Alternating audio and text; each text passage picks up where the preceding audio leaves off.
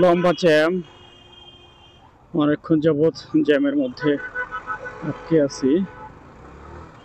পেছন থেকে জানতে পারলাম মুখোমুখি দুটি বাসের সংঘর্ষ হয়েছে। আয় আয়, কি অবস্থা! আল্লাহ, একেবারে স্পট ডেট মনে হচ্ছে।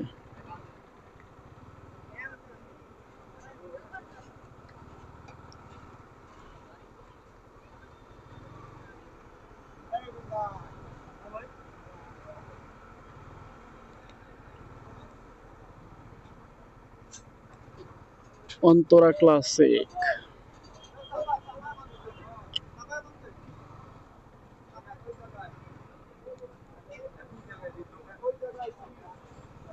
শিট ম্যান, কি অবস্থা!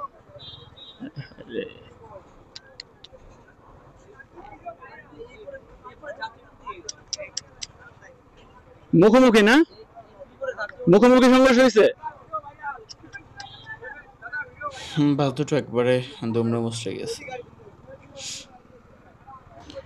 কি পরিমাণ স্পিডে গাড়ি থাকলে এরকম মারাত্মক অ্যাক্সিডেন্ট হতে পারে সেটা নিশ্চয়ই বুঝতে পারতেছেন।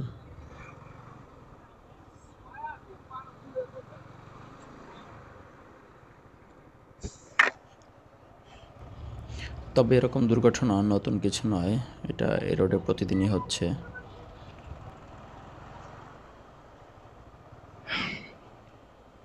একটা সিঙ্গেল রোড, এখান দিয়ে অ্যাক্সিডেন্ট হওয়াটা খুবই স্বাভাবিক।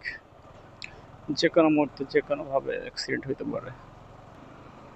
ঢাকা বরিশাল মহাসড়ক এইটার অবস্থা হলো এই, দুইটা বাস দুপাশে দিয়ে গেলে আর কি কোনো জায়গা থাকে না।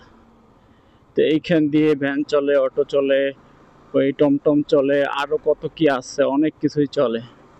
আসলে অ্যাক্সিডেন্ট হওয়াটাই স্বাভাবিক।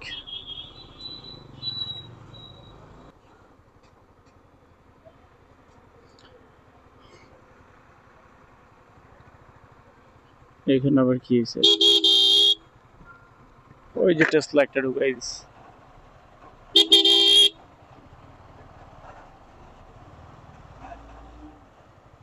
তুমি আবার এই মাথায় দিকে ঢুকাইছো কেন?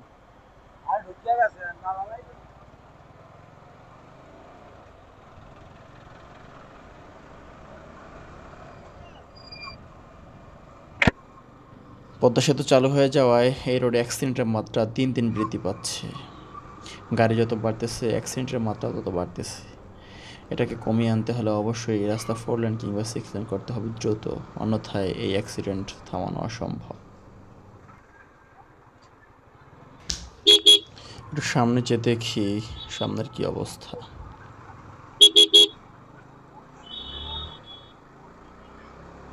হায় আল্লাহ, কত লাইন আছে, তোর সয় না। এতগুলা গাড়ি দাঁড়ায় আছে, ওনার এখানে যাইতেই হবে। সেই কোথায় প্রায় 1 কিলোমিটার পিছনে অ্যাক্সিডেন্ট হয়েছে, কিন্তু এই পর্যন্ত যানজট লেগে গেছে। হাইওয়েতে একটা বড় প্রবলেম হচ্ছে, কোথাও অ্যাক্সিডেন্ট হইলে দীর্ঘ যানজট লেগে যায় মুহূর্তের মধ্যে।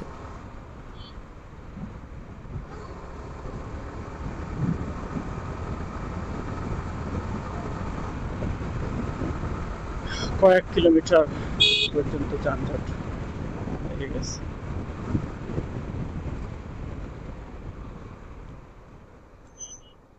এই তো এখানেই শেষ।